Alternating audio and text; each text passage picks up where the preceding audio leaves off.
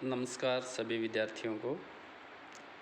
अभी तक राजस्थान के इतिहास में हमने कई महत्वपूर्ण शासकों के बारे में पढ़ा है, जिसमें पृथ्वीराज चौहान है, रणथंभौर के हमीर देव थे, या मेवाड़ के महाराणा सांगा, पृथ्वीराज, अजमेर के और मेवाड़ के राणा प्रताप, मारवाड़ के चंद्रसेन। तो ये जो सारे शासकों के अभी मैंने नाम लिए हैं या इससे पूर्व जो हमने पढ़े हैं, ये सारे के सारे ऐसे शासक हैं जिन्होंने केंद्रीय सत्ता से संघर्ष किया। अब जो आगे हम पढ़ने जा रहे हैं वो हम ऐसे वंशों के बारे में या शासकों के बारे में पढ़ेंगे जिन्होंने केंद्रीय सत्ता के साथ सहयोग की नीति अपनाई। यानी पहले वाले शासक थे, उन्होंने संघर्ष की नीति अपनाई थी। और अब जिन शासकों के बारे में हम आगे आने वाले कुछ वीडियोस में पढ़ेंगे, उसमें सहयोग की नीति किन किन राजवंशों के शासकों के द्वारा अपनाई गई उसके बारे में पढ़ेंगे। तो सबसे पहले सहयोग की नीति की अगर शुरुआत करें और मानें कि सहयोग की नीति कहाँ से शुरू होती है, तो वो होती है आमेर के कछवाहा राजवंश से। आमेर का कछवाहा राजघराना ही सबसे पहला ऐसा राजस्थान का राजघराना था जिन्होंने मुग़लों के साथ या यूँ कहें कि अकबर के साथ सहयोग की नीति की शुरुआत की। तो सबसे पहले जानकारी ले लेते हैं कि आमेर का कछवाहा राजवंश कैसा था, इसकी स्थापना किसने की, या इसके कौन कौन से महत्वपूर्ण शासक हुए। तो ऐतिहासिक पृष्ठभूमि से अगर हम शुरुआत करें तो देखते हैं कि आमेर राज्य के संस्थापक कछवाहा वंश के दुल्हे राय नामक शासक को माना जाता है, जिसने ग्वालियर से आकर दौसा को अपना केंद्र बनाया और इस क्षेत्र में पहले से आबाद बड़गुजरों को परास्त करके 1137 ईस्वी के आसपास ढूंढान प्रदेश में एक नए राज्य की नींव रखी। इसके बाद दुल्हे राय का एक वंशज थे किलदेव। इन्होंने इस ढूंढान प्रदेश के आसपास फैले हुए जो मीणा थे, उन मीणाओं को परास्त करके आमेर पर अधिकार जमा लिया और इसी आमेर को अपनी राजधानी बनाया। और तभी से ये जो राजघराना है वह आमेर के कछवाहा राजघराने के नाम से जाना जाता है। अब इसके बाद हम देखते हैं कि ये प्रारंभ के अंदर या 12वीं शताब्दी में कछवाहा जो लोग हैं वो चौहानों के सामंत के रूप में शासन करते रहे और बाद में ये मेवाड़ राज्य के सामंत के रूप में शासन करते रहे। जिस खानवा के युद्ध को हम लोगों ने पढ़ा है, जो 1528 ईस्वी में राणा सांगा ने बाबर के साथ किया था, उसी युद्ध में आमेर की तरफ से वहाँ के राजा चंद्रसेन का पुत्र था पृथ्वीराज, वह महाराणा सांगा का सामंत था और इसी पृथ्वीराज ने खानवा के युद्ध में मुग़लों के विरुद्ध संघर्ष में भाग भी लिया था। हालांकि इसका भाग्य था या यूँ कहे कि भाग्यशाली था जो उस युद्ध के अंदर अपने आप को बचाने में सफल रहा और ये बाद में आमेर का शासक बना। तो ये तो बात हो गई आमेर की प्रारंभिक ऐतिहासिक पृष्ठभूमि के बारे में। अब हम बात कर लेते हैं कि अकबर के आने के पूर्व आमेर की स्थिति कैसी थी, या अकबर के शासक बनने से पूर्व आमेर की स्थिति कैसी थी। तो जब 1236 ईस्वी के अंदर क्या होता है कि अजमेर में ख्वाजा साहब की एक बहुत प्रसिद्ध दरगाह का निर्माण किया जाता है और तभी से दिल्ली के मुस्लिम सुल्तानों का यह प्रयास रहा कि दिल्ली से अजमेर तक का मार्ग है वह मुस्लिम तीर्थयात्रियों के लिए सुरक्षित रखा जाए। चूँकि इस कड़ी में या इस मार्ग में जयपुर राज्य की सीमा से होकर गुजरना पड़ता था, तो इसलिए दिल्ली के सुल्तानों की ये हार्दिक अभिलाषा रहती थी कि जयपुर क्षेत्र के ऊपर या जयपुर राज्य के ऊपर उनका नियंत्रण होना चाहिए। और इधर पूर्वी दिशा में मारवाड़ के क्षेत्र से भी अजमेर है वो घिरा हुआ था। तो इस समय आमेर के अंदर पृथ्वीराज कछवाहा जो शासक थे उनकी मृत्यु हो जाती है और अपनी रानी के प्रभाव में आकर उन्होंने जिस पूर्णमल को अपना शासक बनाया था उसको उसके भाई भीमदेव ने 1533 ईस्वी में पदच्युत कर दिया और पूर्णमल का भाई यानी पृथ्वीराज का ही बेटा भीमदेव 1533 ईस्वी के अंदर आमेर का शासक बन जाता है।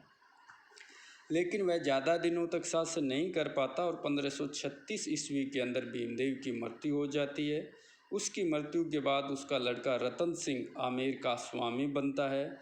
लेकिन रतन सिंह सुरा और सुंदरी में डूबा रहने वाला शासक था, बहुत ही निकम्मे की हद तक गया हुआ शासक था, या यूँ कहे कि शासकों के जो गुण होते हैं वो रतन सिंह में हमें दिखाई नहीं देते। तो उनके इसी निकम्मेपन के मद्देनज़र उसके चाचा थे सांगा कछुआ, उन्होंने आमेर के निकट जो कस्बा है मोजम्माबाद को अधिकृत कर लिया और इस क्षेत्र में अपने नाम पर सांगानेर नामक नगर बसाया, जो आज भी है। ये सांगा ने बसाया था। सांगा के बाद उसके छोटे भाई बारमल ने रतन सिंह को पदच्युत करने के लिए संघर्ष जारी रखा और बारमल के उकसाने पर ही रतन सिंह के छोटे भाई आस्करण ने रतन सिंह को विष देकर मार डाला और स्वयं आमेर का राजा बन गया। अब बारमल ने अन्य कछुआ सरदारों को आस्करण के विरुद्ध उकसाकर जून 1547 ईस्वी में आस्करण को सिंहासनच्युत कर दिया और आमेर के सिंहासन पर अधिकार जमा लिया। इस तरह से बारमल है जो सांगा का छोटा भाई था, या यूँ कि भीमदेव का भी भाई था, वह 1547 ईस्वी में आमेर का शासक बन जाता है। तो कई बार कॉम्पिटिटिव एग्ज़ाम में पूछे जाते हैं कि भाई सांगानेर कस्बा किसने बसाया या इसका पुराना नाम क्या था, तो मोजम्माबाद इसका पुराना नाम था। तो इस तरह की चीज़ें भी आप साथ साथ में तैयार कर लें। तो जब राजा बारमल शासक बन जाता है तो उसके और अकबर के संबंध कैसे थे, ये अभी हम देखेंगे। तो 1547 ईस्वी के अंदर जब राजा बारमल आमेर के सिंहासन पर बैठता है तो ये जो ताज है वो एक कोई आसान ताज नहीं था, बल्कि कांटों का ताज था। क्योंकि एक तरफ तो आमेर के आसपास जो मीणा थे वो लूटपाट कर रहे थे, उपद्रव मचा रहे थे। वहीं दूसरी तरफ जो कछवाहा शासक पूर्णमल था, उसका लड़का सूजा भी आमेर के सिंहासन के लिए दावेदारी जता रहा था और अपनी सहायता के लिए जो मेवात का मुग़ल सूबेदार था मिर्ज़ा मोहम्मद शरफुद्दीन हुसैन, उसके पास चला गया और उसकी सहायता भी प्राप्त कर ली।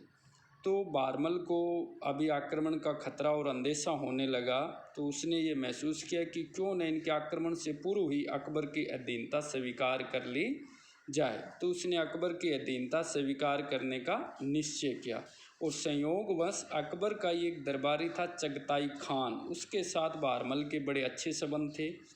अतः जब अकबर 20 जनवरी 1562 ईस्वी को अजमेर की तीर्थ यात्रा के सिलसिले में ढूंढान के क्षेत्र से निकला तो सांगानेर में उसने अपने परिचित अमीर चगताई खां के माध्यम से अकबर से भेंट की। चगताई खान ने अकबर से राजा बारमल की वीरता तथा स्वामी भक्ति की तारीफ की, और वीरता तो अकबर पहले भी देख चुका था जब एक बार बारमल दिल्ली में जाता है और जो जिस हाथी पर अकबर बैठा हुआ था वो हाथी है वो एक तरह से उद्दंडता करने लगता है, तो उसको कंट्रोल या नियंत्रण करने का काम है वो बारमल के द्वारा किया जाता है, जिससे उसकी बहादुरी से अकबर बहुत खुश होता है। तो अब उसके व्यवहार से भी अकबर बड़ा प्रभावित होता है और वो बारमल को अपना संरक्षण प्रदान कर देता है। इसका सीधा सा तात्पर्य था कि बारमल पर जो संकट के बादल गहरा रहे थे वो अब छंट चुके थे। तो अब जब अकबर अजमेर से लौट रहा था तो सांबर नामक स्थान पर बारमल ने उसे दोबारा भेंट की और अपनी पुत्री का विवाह है वो अकबर से कर दिया। इसी समय से अकबर ने राजपूत राजघरानों के साथ अत्यधिक निकट के संबंध स्थापित करने की नई नीति आरंभ की। अकबर ने बारमल को मूल्यवान उपहार देकर विदा किया और उसके बड़े पुत्र भगवंत दास तथा पुत्र मान सिंह को अपने साथ आगरा ले गया और वहां ले जाकर उनको उच्च मनसब प्रदान किए, वह अच्छे पद प्रशासनिक सेवा के अंदर प्रदान किए। तो अब बारमल है वो मनसबदार बन जाता है और आमेर की चहूँ और एक तरह से उन्नति भी होती है, शांति भी स्थापित हो जाती है। फिर 1576 के अंदर राजा बारमल की मृत्यु हो जाती है। उसकी मृत्यु के बाद उसका बड़ा लड़का भगवंत दास है वो आमेर के सिंहासन पर बैठता है। भगवंत दास भी अपने पिता की भांति अच्छा कूटनीतिज्ञ, पराक्रमी सेनानायक और सुयोग्य प्रशासक था। उसने भी शाही सेना में रहते हुए विभिन्न पदों पर काम किया और अनेक सैनिक अभियानों में अपने शौर्य का प्रदर्शन किया। अकबर का उसमें अगाध विश्वास था और यही कारण है कि पंजाब जैसा जो महत्वपूर्ण सूबा था उसकी सूबेदारी उसने भगवंत दास को सौंपी और वो लगभग 7 वर्षों तक पंजाब जैसे महत्वपूर्ण सूबे का सूबेदार भी रहा।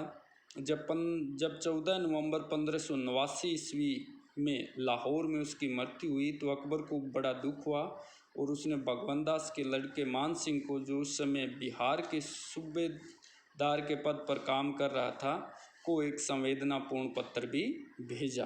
तो ये जो सारी अभी तक हमने ऐतिहासिक पृष्ठभूमि देखी है कि राय सिंह के बनने से आमेर के शासक मान सिंह के बनने से पूर्व जो शासक हुए या उनके समय की आमेर की किस तरह की स्थिति थी, इसके बारे में हमने इस वीडियो के माध्यम से जानकारी जुटाई है। आगे वाले वीडियो के अंदर हम आमेर के जो शासक मान सिंह थे उनकी सहयोग की नीति कैसी थी इसके बारे में चर्चा करेंगे। तब तक के लिए थैंक यू।